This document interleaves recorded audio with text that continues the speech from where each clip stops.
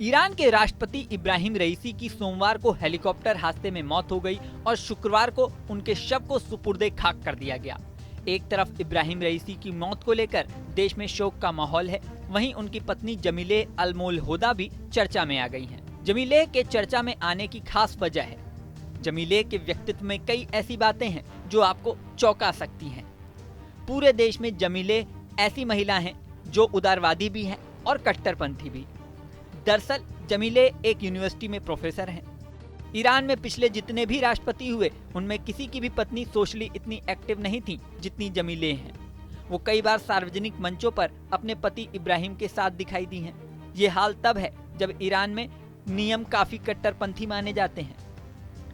खुद इब्राहिम रईसी अपनी कट्टरपंथी विचारधारा के लिए जाने जाते हैं। वो कट्टर मुस्लिम नेता अयातुल्ला खामनेई के काफी नजदीकी थे। अयातुल्ला खामनेई ने जब ईरान में विद्रोह का बिगुल बजाया था और यहाँ इस्लामिक राज्य लाने का आह्वान किया था, तब इब्राहिम रईसी ने काफी कम उम्र में उनके आंदोलन में भाग लिया। ईरान में महिलाओं का सार्वजनिक रूप से हिजाब पहनना कंपलसरी है। यहाँ तक कि साल 2022 में एक महिला महसा अमीनी की मौत के बाद महिलाओं ने हिजाब के खिलाफ प्रदर्शन किए तो रईसी की सरकार ने सख्त कार्रवाई की थी। इन सब बातों के बावजूद जमीले पिछले ईरानी राष्ट्रपतियों की पत्नियों की तुलना में ज्यादा सोशली एक्टिव रही हैं। यहाँ तक कि 18 साल की उम्र में उनका निकाह रईसी के साथ हो गया था, लेकिन उसके बाद जमीले ने पढ़ाई जारी रखी और पीएचडी की। 1965 में ईरान के मशहद में जमीले का जन्म हुआ था। जमीले साइंस और टेक्नोलॉजी रिसर्च इंस्टीट्यूट की हेड भी हैं। उनकी 2 बेटियां हैं। एक बेटी का नाम जमीले सआदत अल-मोलहोदा है, वहीं दूसरी बेटी को लेकर ज्यादा जानकारी मौजूद नहीं है। जमीले अल-मोलहोदा ने 8 किताबें भी लिखी हैं। जमीले ने ईरान के राष्ट्रपतियों की पत्नियों की पारंपरिक छवि से हटकर काम किया है। ईरान की राजनीति में पहले राष्ट्रपति की पत्नियों की सक्रियता न के बराबर होती थी, लेकिन जमीले के साथ ऐसा नहीं है। जमीले अपने पति रईसी के साथ आधिकारिक यात्राओं पर भी जाती रही हैं और विदेशी मीडिया को इंटरव्यू भी देती रही हैं। फाइनेंशियल टाइम्स को एक इंटरव्यू के दौरान जमीले ने कहा था, मैं एक शिक्षक हूं और फिलोसफिकल थ्योरीज पर फोकस करती हूं। मैं लंबे समय से ये कर रही हूं, लेकिन अब ऐसा लगता है कि मेरे पास एक मंच है जहां मेरी एक्टिविटीज दिखाई दे रही हैं। जमीले ने यूरोपीय लीडर्स की पत्नियों को लेटर लिखकर गाजा में हो रहे युद्ध को रोकने के लिए अपने प्रभाव का इस्तेमाल करने के लिए भी कहा था। जमीले ने यूरोपीय लीडर्स की पत्नियों को लेटर में लिखा था, प्लीज अपने पतियों से असहाय फिलिस्तीनी बच्चों और महिलाओं की हत्याओं की निंदा करने और शांति बनाने के लिए तुरंत कार्रवाई करने के लिए कहें। लेकिन जमीले का ये चेहरा सिर्फ सिक्के का एक पहलू है। इतनी पढ़ी लिखी होकर भी जमीले कई मामलों में बेहद कट्टर हैं। जमीले हिजाब कानून की कट्टर समर्थक रही हैं।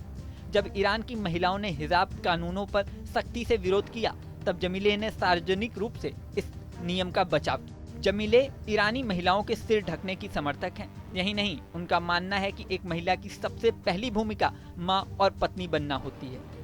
महिलाओं और अभिव्यक्ति की आजादी के मुद्दों पर अपने रूढ़िवादी विचारों के कारण वह लगातार विवादों में भी रही हैं।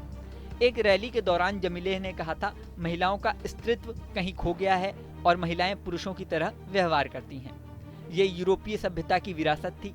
यूरोप में महिला वर्कर्स की जरूरत थी, इसलिए उन्होंने महिलाओं को भी श्रमिक बनने के लिए कहा।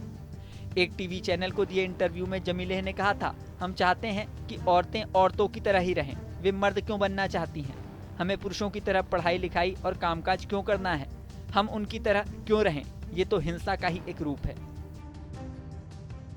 अब रईसी की मौत के बाद सार्वजनिक मंचों पर जमीले की क्या भूमिका होगी, ये सवाल लगातार उठ रहा है। यहाँ आपको ये भी बता दें कि शुक्रवार को इब्राहिम रईसी को मशहद स्थित इमाम रजा दरगाह के अंदर कब्र में दफनाया गया।